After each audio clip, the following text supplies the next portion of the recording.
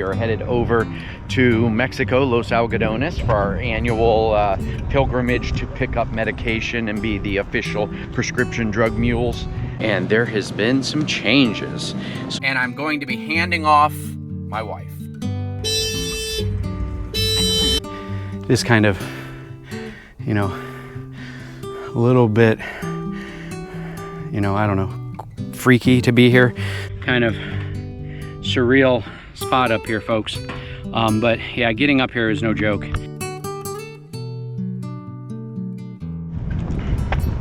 I bet you guys can't guess where we're at. Let me show you.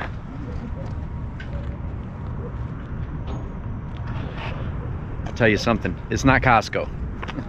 So this week we are headed, or today we are headed over to Mexico, Los Algodones, for our annual pilgrimage to pick up medication and be the official prescription drug mules, as well as to get our dental work done. We're just doing x-rays and cleaning. Michelle has a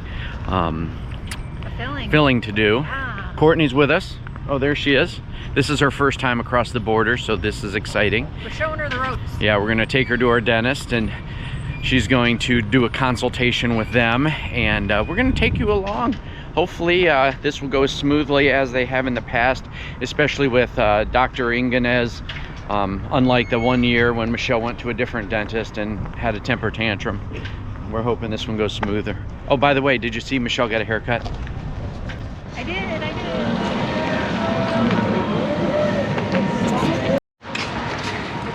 Clean bill of health for Kyle. Leaving the dentist, no cavities. Look, Michelle's got a smile on her face, unlike previous years. Courtney, what'd you think? It was good. Very nice people. So they got her estimate for her dental work, so she's gonna go back and consult with her husband. And we're actually just walking over to the pharmacy to get our medications, and then we'll head across the border. It's not even 10 o'clock yet, and our appointment was at 9. So we're doing real good as far as time is concerned. So yeah, 2 thumbs up again to Los Algodones. Appreciate the dental services here. All right, we're picking up our meds. Drug mules in action. So as you guys know, this is our 4th year, I think, coming down here, and there has been some changes. So first of all, when you enter into Los Algodones, they have you going a completely different way. Normally you'd kind of walk out into the main street where a lot of the Purple Pharmacy is and stuff, and that's no longer true. You actually kind of walk right along the wall between the border, and you end up on a completely different street. Turned out for us, it turned out to be the exact street that our dentist was on, so I was familiar with it. But if you've been here before, it's totally different now. The other thing is the entry building for coming into Mexico is all been redone. They've got very clean bathrooms. They've got an x-ray machine. We didn't have to use it, but it's really fancied up.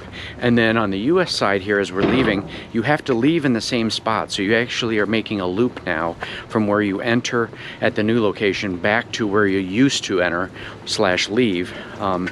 And by the Purple Pharmacies and stuff. So, and then this time when we came through, they had us run our bags. After going to the customs agent, they had us run our bags through a metal detector, which, or not a metal detector, an x-ray machine, which they have not done before. So very interesting, but this was the first time for us, and we're done and now heading back. Kyle and Michelle checking in. So we've got a pretty unique adventure today. We are actually in Gila Bend, Arizona, and it's maybe about 2-hour drive from our boondocking spot. And we're meeting up with our friends. Well, I don't think Rick's with her, but we're meeting up with Teresa, and I'm going to be handing off my wife. That's right, folks. Michelle is actually headed to Phoenix for a few weeks. Her mom and dad are coming in to visit. And just like last year, they're flying into Phoenix, and they're going to spend time there at Rick and Teresa's. And I'm going to stay home and take care of the camper and the cats. But we decided to meet about halfway and trade off, and Michelle will jump in the vehicle with Teresa and head back to Phoenix. There she is right there. She was just in getting something to, well, I thought she was getting something to drink. I don't know what she's doing now. Got my ride to get us to Phoenix, or to get me to Phoenix. You guys recognize Teresa? Oh, sorry, I can't tell if I'm covering the screen. I don't think I am. So, Yeah, I don't think you are. yeah, we're just handing Michelle off. She's gonna go for 2 weeks. And then the plan is, if I choose to, I'm going to pick her up in Quartzsite when Teresa and Rick head up there on the 29th. So yeah, I keep reminding him, don't forget, you're gonna have to pick me up in 2 weeks. And we're she's gonna have a lot of fun. Yep. Yeah. They are. I'm not. She's actually going to be filming Yes. with her phone. We forgot to bring the GoPro, so I'm going to use that back at home, and she's going to use her phone to film. So we'll keep you guys updated on how this adventure goes. Hi everyone. So an hour and a half later, we are back at Rick and Teresa's house, and I'm going to show you the room that I'm going to be staying in for the next 2 weeks while my parents are here. They have their own room over in that direction. Mine is over here. Now, Rick and Teresa are our road BFFs, and they are so nice to open up their home to both myself and my parents during the month of December that it warms my heart so much, and I can't thank them enough. It's a great time for my parents to come and get out of Indiana and into the warm state of Arizona. So this is the room that I'm going to be staying in, and I didn't think I was high maintenance until this trip. All right, good morning. Good morning. I'm with Teresa, and it's the next day. I'm coming to a city near you. Sorry. That's okay. She's actually giving me a review driving lesson on her car, because I'm going to be driving it, and it's a stick shift, and I did learn on a stick shift, so she keeps telling me it's like riding a bike, and I believe her. So this is our outing out to go to Aldi. So what do you think, Teresa? You've got this, Michelle. I do. No doubt. I do. So we'll check back in here in a minute once I'm on the We are road. on our way to Aldi's. Michelle definitely doesn't need a lesson in driving a stick shift. She's got this. Just like riding a bike. Look at her go. Yeah, and it feels really good. It just all comes back to me. So we're going straight to Aldi. No driving around the neighborhood for practice. I don't know how to make it shut off. Somehow I made the emergency Open and beeper go close your off. door.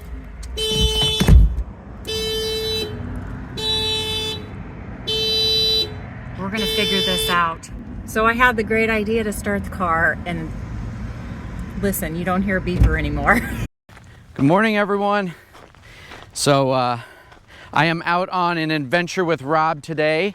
As most of you know at this point, Michelle is actually in Phoenix visiting our friends Rick and Teresa, and then also waiting for her parents to arrive tomorrow.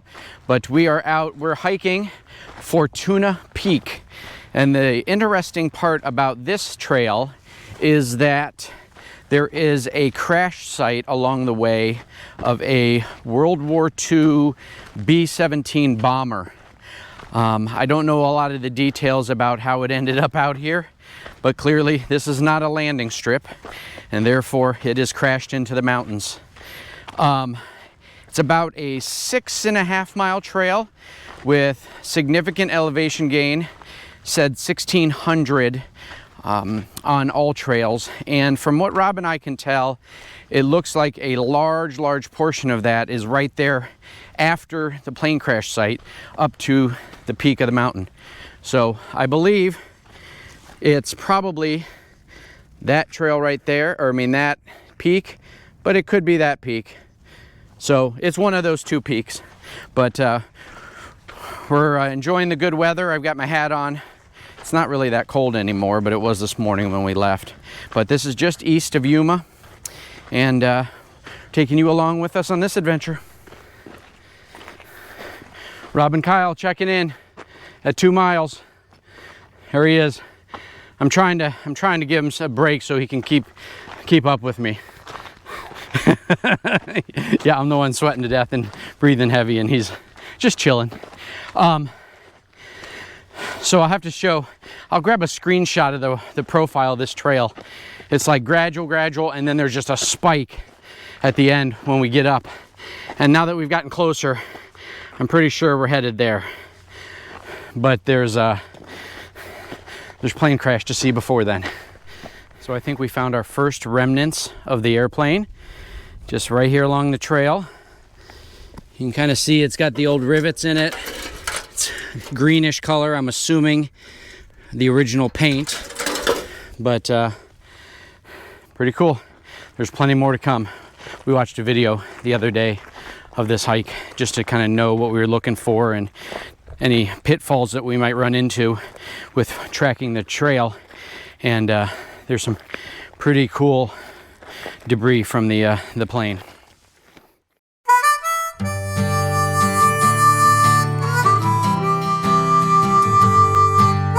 So we hit the junction where we're about halfway up the elevation gain.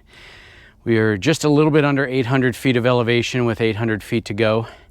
And I don't know if you can tell, but this is the terrain we're working with, folks. It is pretty much just, oh, I found something. No, it looks like a vape pen. I don't think that was part of the World War II. I'm assuming that's what that is. I don't know. Maybe it's not a vape pen. I'll have to show Rob. But we haven't got to any of the wreckage yet. But it's kind of a choose your own adventure up here. There's a few piles of cairns, like you can see right there. But from the video we watched, it said mostly stay on the right-hand side of the ravine, and it's basically just a bunch of bouldering. There's Rob, looking like a model. We made it to the start of the debris field. As you can see, just past Rob there's a big white cross. We haven't made it up there yet, but there's a little metal box, and I think there's like a visitor log. You can log yourself in as to a visiting the site.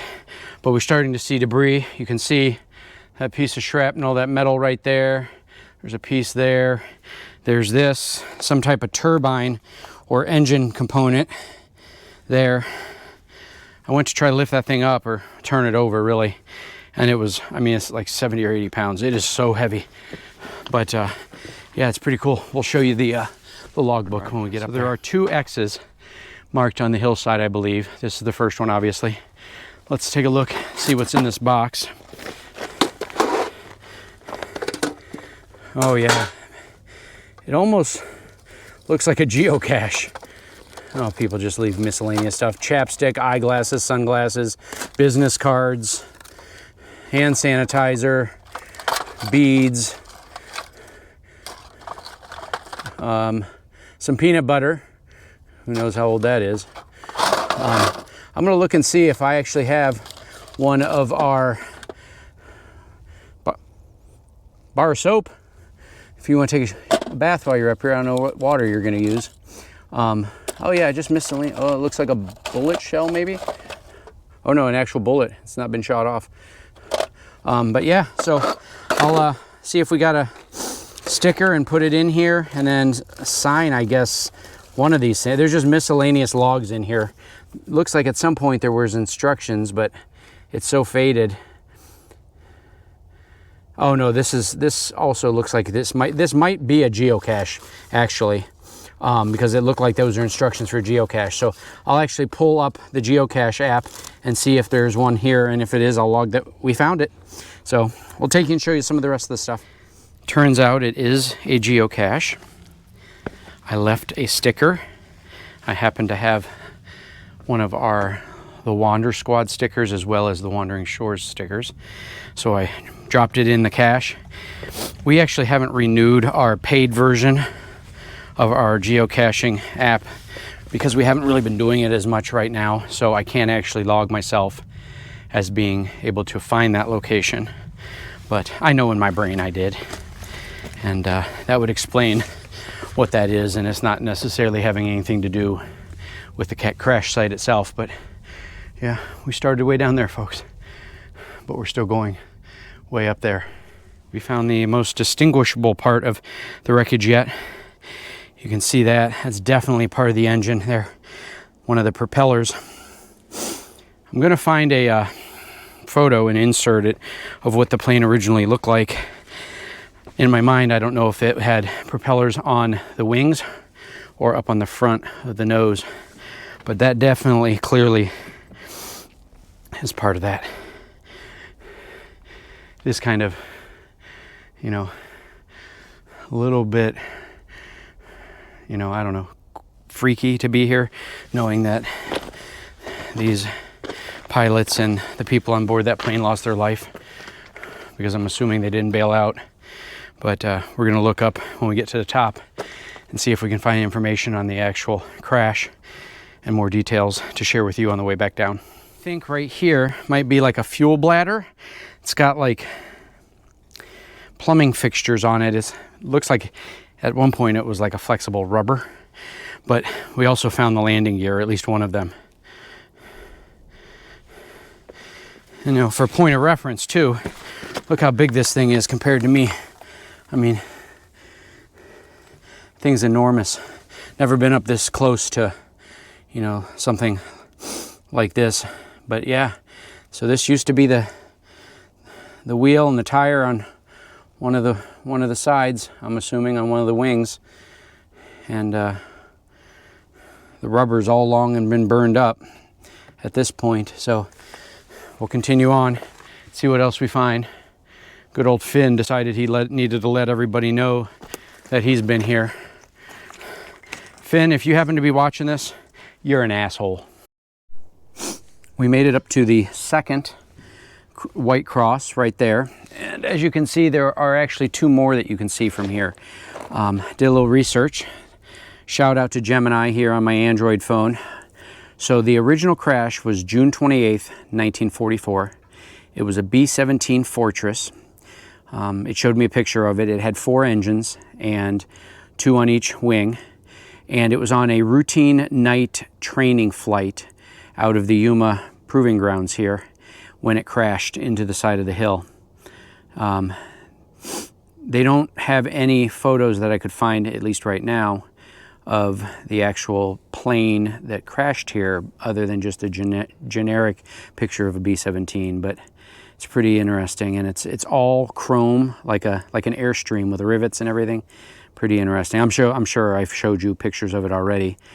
If I haven't, I'll insert them here. But there were 5 crewmen that died on that crash, and I'm assuming that these 4 crosses are maybe where they found their bodies. I don't know that for sure, but we're gonna continue to hike up here. I'm just taking a little bit of a break. We still got a little bit more to get up to the top, and maybe we'll see that 5th cross as we finish up to the top. So I thought I'd take an angle perspective to give you an idea of how steep this area is. I'm gonna go ahead and put the GoPro away until I get up to the top. I need really 2 hands so that I don't fall. I already just slipped a second ago, and luckily I didn't go anywhere other than to the ground. So Rob's up hiking ahead. There is a logbook up there, he said, that we can sign in on, which is different than the geocache that we saw down there. So, but I'm gonna put the GoPro away for now and continue the hike up to the top, Fortuna Peak, and I'll show you what it looks like up there, hopefully in the next hour. Not for the faint of heart, folks. Rob and I made it. You know that because we're up here at the flag.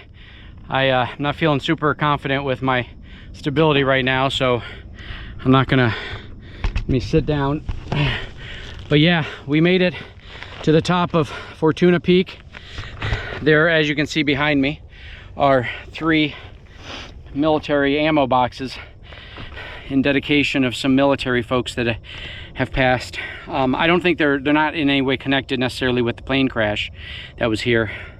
Turns out we think that there was not 5 soldiers who perished there, but there was in fact 4. We found a memorial. I'll show you a quick picture of it, and down at the very bottom of it you can see there's 4 different initials. So I think those were the 4 soldiers that passed away in the crash here of the bomber.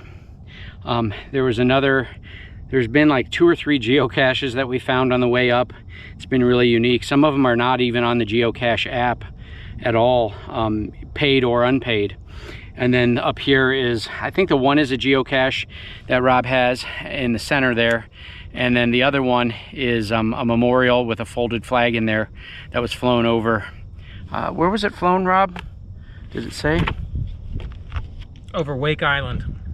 Does it say where that is? I believe that's in the Pacific. Oh, okay. In honor of Sergeant Major John L. Beckett. Yeah, John L. Beckett. So it's pretty interesting. Very kind of surreal spot up here, folks. But yeah, getting up here is no joke. Let me turn you around and kind of show you the terrain that we just climbed up to get here. Wish there was a way to just transport me back to the truck, because I'm not looking forward to hiking back down this. But we'll get it slowly but surely. But yeah, so pretty interesting, fun hike. I honestly don't know that I would have finished it if Rob wasn't here. I think if it was just Michelle and I out here, we probably would have stopped around that second white cross that was on the rock, because then it really got steep and much more treacherous. But Rob's a very experienced hiker. He hiked up to the top of Little Teton, and what was the other one? The two that you hit? Middle Teton and South Teton. Oh, South Teton and Middle Teton. See, I got them all wrong. When we were over in Irwin, Idaho, he drove into the Teton National Park and hiked it in the morning. So pretty impressive. But yeah, pretty cool up here. But yeah, there's Yuma, folks. Yuma, Arizona, in the deserts of California and Arizona.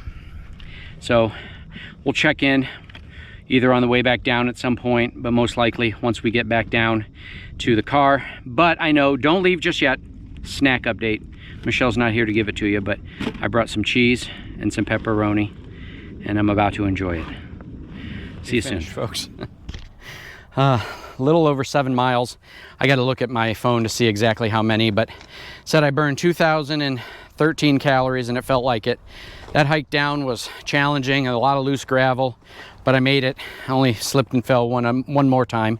And we are back at the truck. We're gonna head into Yuma, run a few errands, and then I'm going back home to get something other than pepperoni to eat. I think I've got a ribeye steak waiting in the refrigerator for me, so.